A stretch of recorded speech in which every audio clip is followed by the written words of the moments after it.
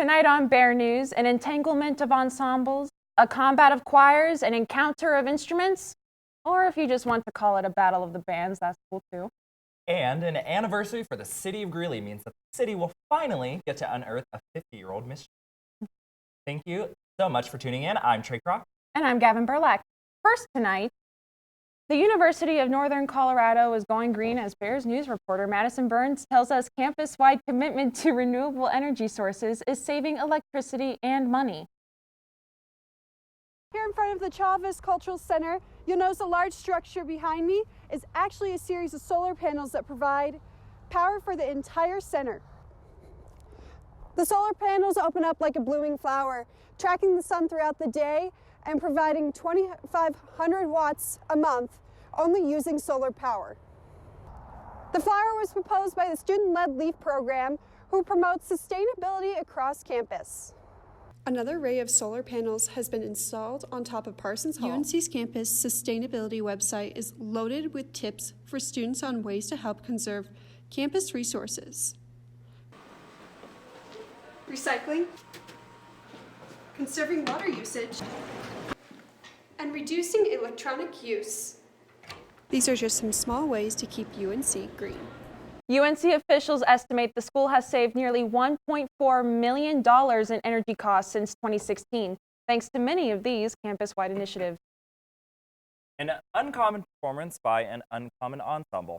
The uncommon ensemble is called Community. And Bear News reporter says the uncommon performance was the group's first of spring semester. Joined by members of the UNC Jazz Studies, Community provided a performance unlike any other.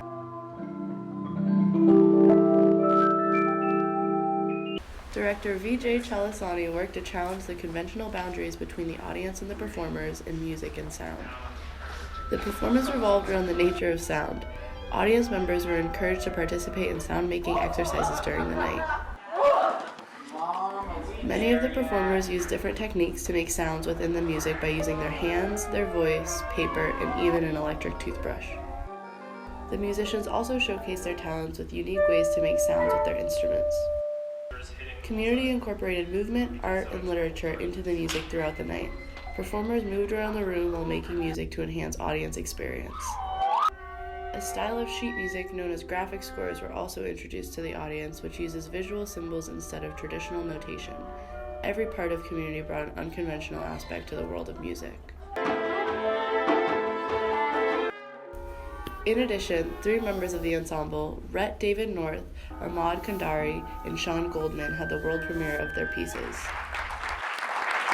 The UNC School of Music released its 2019-2020 concert season program. For more information, visit the UNC School of Music website. It was a classic film shown in a fitting location as the International Film Series showed Dr. Strangelove at the Yucca Fountain art exhibit at the campus commons last week. Dr. Strangelove is a classic film about a general going mad and launching a nuclear attack on the Soviet Union in an attempt to protect Americans from communists poisoning their precious fluids. Through the fluoridation of water, the showing of Dr. Strangelove was a fitting presentation in the Yucca Fountain because the Yucca Fountain was in Amargosa Valley. That's a small town in Nevada on the edge of a nuclear test site. The exhibit resembles a classic soda fountain from the 1950s with booths, a traditional soda fountain with sounds of a nuclear bomb going off occasionally. The original fountain burned down in 1958 in a mysterious fire. The loyal fountain patron, Bert Tuttle, saved the last remains of the fountain, which are on display in the campus commons today. The exhibit is on display until March 14th, and to see a schedule of movies from International Film Society, visit the UNC website at unc.edu. If you were downtown last night, you might have felt the ground shaking, but don't worry, it wasn't an earthquake. Just a few local musicians in competition for eternal glory. Greeley's music scene has been rocking louder than usual for the first night in round 1 of this year's Battle of the Bands. Hosted by Bandwagon Magazine, the competition featured Greeley-based bands on the Moxie Theater stage. From drums, to keyboards, to rock and guitars, bands put their music to the test. The night started with the Able Dogs, You guys ready for this battle to start? a band of students met on UNC campus. Ladies and gentlemen, the battle continues. I give you Nelson.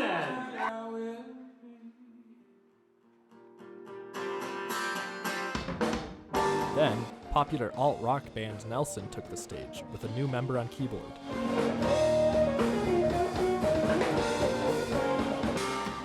Finally, the night concluded with some original hits from the trio Ethan More or Less. Unfortunately, the event skipped a few beats when instrumental band Hot Tub Wrestler dropped out hours before performance. The competition has been a Northern Colorado tradition for the past 8 years. Oh, Jen Murphy. Can we get a round of applause for Jen Murphy? I don't know if he's here. Winners are said to receive $1,000 and eternal glory through the picture on the cover of Bandwagon magazine. Past winners include groups like The Burrows, Swerve, and Slow Caves. The event had 8 judges who are involved in the music industry today, including magazine editors and venue sound techs. Those 8 judges rated each band on a scale from 1 to 100 based on categories like audience participation, musicality, and the ever-elusive X Factor. Each attendee also got 2 tokens, allowing them 2 votes for whichever bands they liked the most. And the winner of night 1 was, drumroll please, Nelson! The next round of the competition is at Hodie's Half Note in Fort Collins on the 13th. The bands set to perform are Graham Good and the Painters, Space Force, Glass Cases, and My Dog Ate Chad. You can get your tickets for $10 on Eventbrite. Coming up after the break, we'll tell you when, where, why, and how a 50-year-old mystery will be solved in Greeley.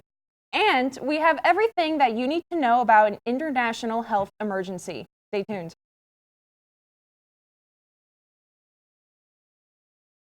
If you've taken a walk through Lincoln Park in the past few days, you might have noticed an obstruction near the playground. No, it's not a crack in the sidewalk that needs sealing. It's actually a time capsule. The time sealed October 6, 1970 for Greeley's 100th anniversary. The plan was to open it 50 years later in 2020. City officials tried to extract the capsule over the weekend, but ran into some issues with the concrete that surrounds it. Historic preservation planner Elizabeth Helms said digging up the capsule comes in preparation for Greeley's 150th. The city's birthday falls on April 6th, and officials are making plans for the big day. The Greeley History Museum will play a major part in hosting a display for the anniversary. But that's not the only time capsule in town. City officials buried another one near the old city council buildings that used to be north of Lincoln Park. That one is to be opened specifically on October 12th, 2020. After they tore down the old city building and replaced it with the Doubletree Hotel, city officials gave the time capsule to the Greeley History Museum. The museum holds temporary ownership over these 2 capsules as their opening dates approach. Bear News will follow the anniversary festivities and tell you about the plans as we get more information. Of course, you've heard of the coronavirus. It originated in China. But UNC officials want students, faculty, and staff to know they aren't confirmed any cases on campus. Bear News reporter Asia Cuevas tells us the UNC Health and Safety Office sent out an email last Thursday to try to put everyone's mind at ease. Bear News reporter Asia Cuevas is here to tell us more about the virus. The first diagnosis of the novel coronavirus was in 2019 in Wuhan, China, and has been confirmed in more than 25 countries around the world. That includes the U.S. with the 11 known cases among the more than 20,000 cases worldwide. The World Health Organization officially declared the outbreak an international health emergency last Thursday. But what exactly is the novel coronavirus? The novel coronavirus is a respiratory virus with symptoms that can range from mild to severe. Mild symptoms include fever, cough, or shortness of breath, while the more severe symptoms include pneumonia and kidney failure. While transmission is yet to be determined, respiratory viruses are typically transmitted through droplets from a cough or sneeze of an infected person, as well as contact with an object contaminated with the virus. Officials recommend those who have traveled within the last 3 weeks to any of the affected areas and are showing any relating symptoms to seek medical attention for further testing. Reporting for Bear News, I'm Asia Cuevas. Thanks, Asia. It's a relief there are no confirmed cases at UNC. We'll keep you posted with further developments as this story continues to unfold. Well, the primary season for the 2020 presidential nominations is officially underway, but not without a major hiccup. Both Republicans and Democrats held caucuses in Iowa Monday, and while there wasn't any suspense on the Republican side, there was lots among the Democrats. Reporting and other technical difficulties meant Democrats couldn't release even partial results until late Tuesday afternoon, nearly 24 hours after the caucuses concluded. Even now, with 97% of the precincts reporting, there are questions about the accuracy. That irked caucus attendees, candidates, and the press, who anxiously awaited the results to see who carries momentum into next week's New Hampshire primary. But with less than 2/3 of the results tabulated, former South Bend, Indiana Mayor Pete Buttigieg was the early leader with nearly 27%. As more results came in, his percentage dropped to 26.2. Vermont Senator Bernie Sanders is right on his heels, recording a 26.1%. Each of them claimed 11 delegates to this summer's nominating convention. 5 delegates went to Massachusetts Senator Elizabeth Warren, who was the choice of 18% of the attendees. Former Vice President Joe Biden picked up 15.8%, but was not awarded any delegates yet. Claiming 5th place was Minnesota Senator Amy Klobuchar with about 12%. Although Iowa Democrats awarded 27 delegates after releasing the results, 14 more are still up for grabs. On the Republican side, incumbent President Donald Trump swamped his 2 announced competitors. Trump picked up support from more than 90% or 97% of attendees. Former Massachusetts Governor William Weld received about 1%, as did former Illinois Congressman Joe Walsh. That gave Trump 39 of Iowa's 40 Republican delegates. The other one went to Weld. Walsh didn't gain any delegates.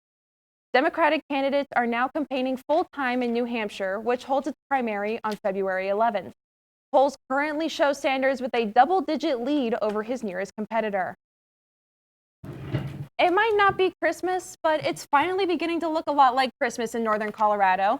After the break, Mackenzie Lake will fill you in on how long this cold weather will stick around. And a new twist on our question of the week segment, where we simply just ask, would you rather? See you after this. I am so sorry.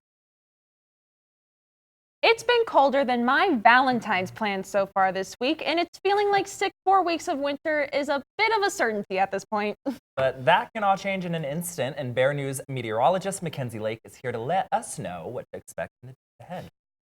Hi, I'm meteorologist Mackenzie Lake, and taking a look at a picture we have of our UNC campus today, we see we have overcast skies, a little bit of snow on the ground, and overall very chilly conditions.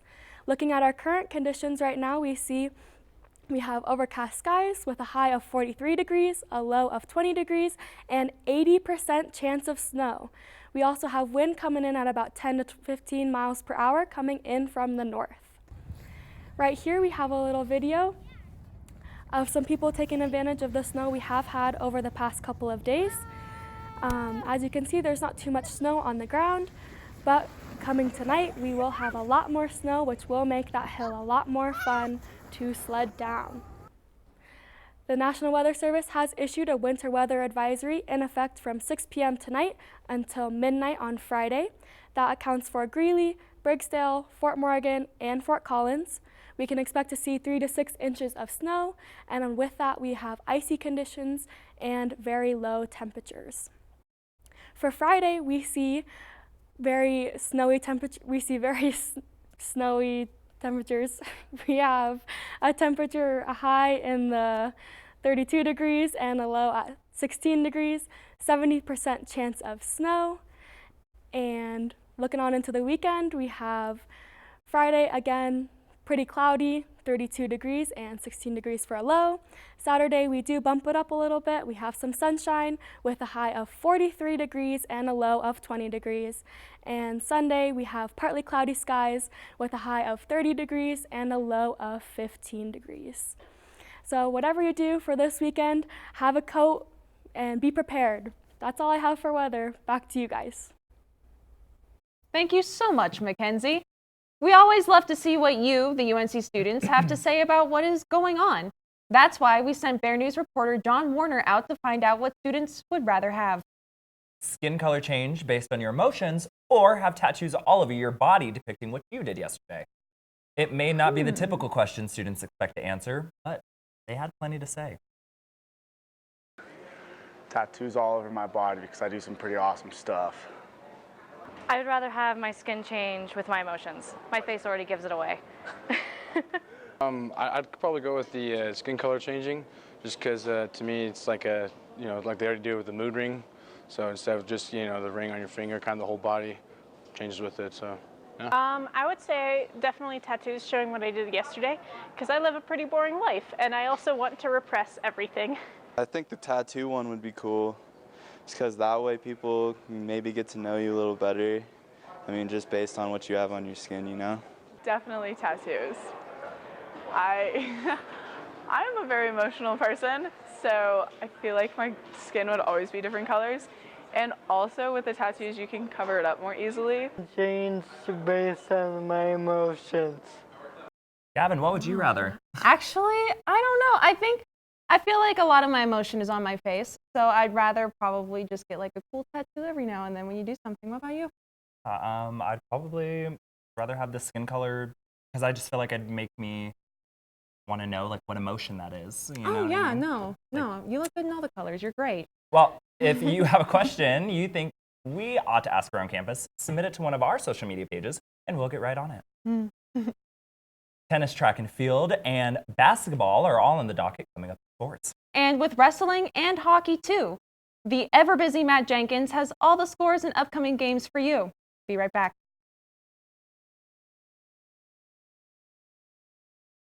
Women's tennis got served 2 losses this week as the team's losing streak continues. The first from the University of Colorado with the final score of 4-0. The second came from Boise State by an even harsher 7-0. The Bears took all 4 singles matches, including wins over senior Sandra Kita at number 1 singles, Melania Beljanovich at 2 singles, and senior Rafa Mora at 3 singles. That gave Colorado its final victory margin. So far, UNC has yet to take home that W even after playing at home on Sunday.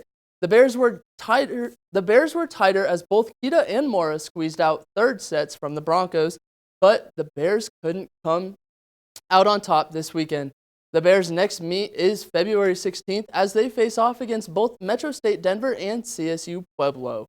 But before that, men's tennis gets into action at the University of New Mexico on February 9th. As for track and field programs, they traveled to South Carolina to run in the Carolina Challenge. It was a big weekend for the team as they broke 3 team records and 1 facility record. To start, Stephen Haas broke a 40-year-old record in the 5,000 meter. Not only was this a school record, but also a new facility record at South Carolina's indoor track and field complex. His time, 14:29.47 seconds. The next record broken was by Josh Campbell in the 3,000 meter. This was previously held by Haas, but Campbell ran 16 seconds faster, running in 8 minutes and 20.16 seconds. Campbell was also on the distance relay team that broke another record. Jesse Hayward, Kyle Thomas, Cameron Ross, and Campbell crossed the line in 10 minutes and 11.94 seconds. That also happens to be the best time in the Big Sky Conference so far this year.